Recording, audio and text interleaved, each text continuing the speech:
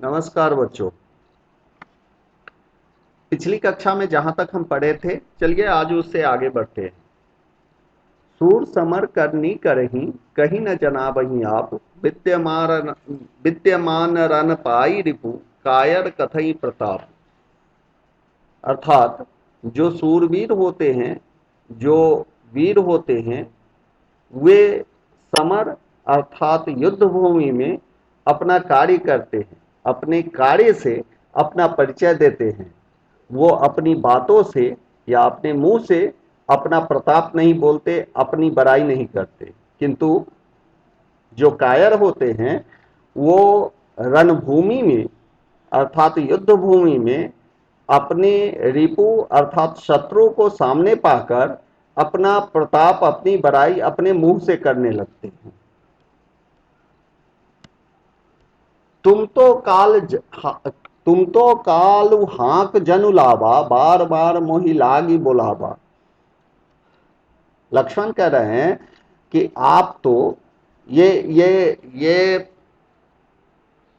परशुराम जी से कह रहे हैं कि आप तो बार बार काल को हाँक रहे हैं मेरे लिए। मतलब आप काल को बार बार मेरे लिए बुला रहे हैं, हाँक रहे हैं कि काल मेरे ऊपर आए। सुनत लखन के बचन बचन कठोरा, परस सुधार धरव कर घोरा। लक्ष्मण के इन कठोर वचनों को सुनकर परशुराम ने अपना फरसा सुधार कर, सीधा कर अपने कठोर हाथों में पकड़ा। अब जन देव दोष मोहि लोगो, कटुबादी बालक बध जोगो। अब कोई मुझे परशुराम कह रहे हैं कि अब कोई भी मुझे दोष मत देना, क्योंकि यह जो कटुवादी अर्थात कड़वा बोलने वाला जो बालक है वह वध करने योग्य है, मारने योग्य है। बाल बिलो की बहुत मैं बांचा, अब यह मार निहार भा साचा। मैंने इसे बच्चा समझकर बहुत छोड़ा, बहुत बचाया, लेकिन अब यह सचमुच मारने योग्य ही है। कौशिक कहा क्षमीय अपराधु। कौशिक अर्थात विश्वामित्र ने तब कहा कि हे मुनि, आप इस बच्चे की का अपराध क्षमा करें। बाल दोष गुण गण ही न साधु। बच्चे का दोष और गुण जो साधु होते हैं वो नहीं गिनते। खर कुठार में अकरुण को ही, आगे अपराधी गुरु द्रोही। परशुराम जी बोलते हैं कि मैं यहां छुपा हुआ है, लेकिन वो अपने संदर्भ में ही कहते हैं कि मैं तीखी धार का कुठार, खर कुठार, मैं तीखी धार का कुठार, मैं अकरुण, मैं बिना करुणा का और अत्यधिक क्रोधी हूं। और मेरे सामने आगे अपराधी गुरुद्रोही, और मेरे सामने यह अपराधी गुरुद्रोही खड़ा है। उतर देत छोड़ो बिनु मारे, केवल कौशिक सील तुम्हारे। कह रहे हैं परशुराम कि यह बालक जो उदंडता पूर्वक उत्तर दे रहा है उसको मैं छोड़ रहा हूं, केवल हे विश्वामित्र तुम्हारे शील के कारण, तुम्हारे गुणों के कारण, तुम्हारी विनम्रता के कारण। न तो यही काटि कुठार कठोरे, गुरहि उड़िन हो त्यों श्रम थोड़े। नहीं तो मैं इस कठोर कुठार से इसे काट कर अभी ही गुरु के ऋण से उड़िन हो जाता, गुरु के ऋण से मुक्त हो जाता। गाधी सुनु कह हृदय हसी, मुनि ही हरिये सूझ। ऐमे खार न उखमय, अजहू न बूझ अबूझ। इस पर विश्वामित्र मन ही मन हंसते हैं और कहते हैं, एक कहावत है आप लोग भी जानते होंगे कि सावन के गधे को हरा ही हरा सूझता है। उसी कहावत का सहारा यहां लेते हुए कह रहे हैं कि विश्वामित्र सोचते हैं मन ही मन कि इनको, मुनि को हरा ही हरा सूझ रहा है। उन्हें यह नहीं पता कि यह अर्थात लक्ष्मण लोहे के बने हुए हैं, न कि ईंख के बने हुए कि मुंह में रखते ही वह टूट जाए, गल जाए। कहो लखन मुनिशील तुम्हारा, को नहीं जान विदित संसारा। इस पर लक्ष्मण कहते हैं कि हे मुनि, ये परशुराम जी से कह रहे हैं लक्ष्मण कि हे मुनि, आपका सील कौन नहीं जानता है। आपका कहो लखन मुनि सील तुम्हारा, हे मुनि आपका सील कौन नहीं जानता है। इससे तो सारा संसार, यह तो सारा संसार, सारे संसार को विदित है।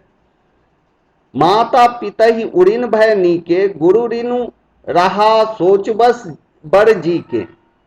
आप माता पिता के ऋण से कैसे उड़िन हुए, यह भी सभी को पता है।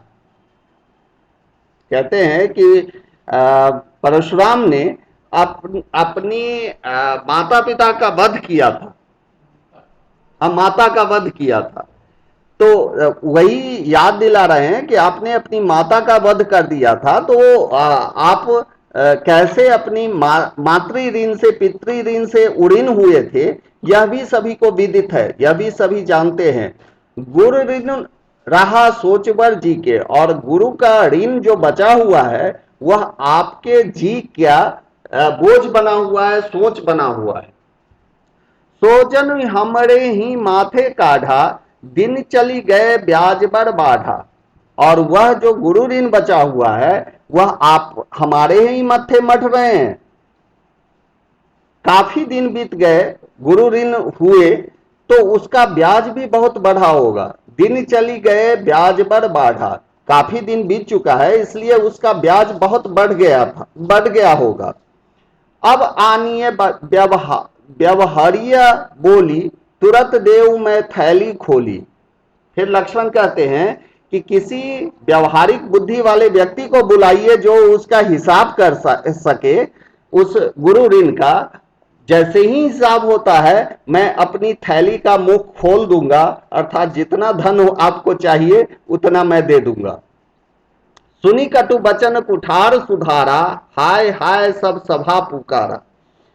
इतना सुनना था इन कटु वचनों को, लक्ष्मण के इन कटु वचनों का सुनना था कि परशुराम ने अपना कुठार पकड़ा, सुधारा। हाय हाय सब सभा पुकारा, सारी सभा हाय हाय करने लगी। भृगवर परशु देखावहु मोही, विप्र विचारी बचो निपदोही। लक्ष्मण कह रहे हैं कि परशुराम जी को कि हे परशुराम, आप बार बार अपने फरसे को मुझे दिखा रहे हैं, मैं आपको विप्र विचारी बचो निपदोही, मैं आप जैसे राजा के विरोधी को, राजाओं के विरोधी को सिर्फ यह समझ करके छोड़ रहा हूं, बचा रहा हूं कि आप ब्राह्मण हैं।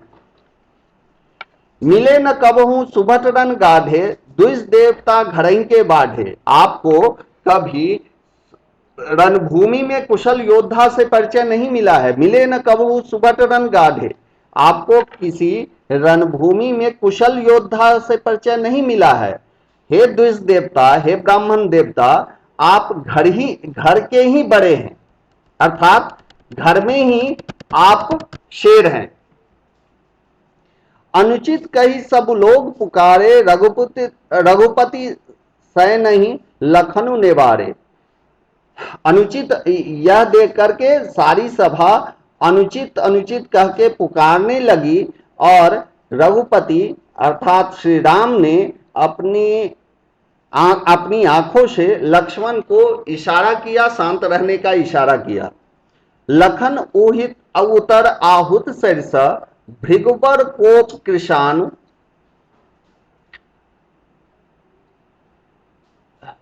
लखन उतर आहुत सरस, भृगुवर कोप किसान।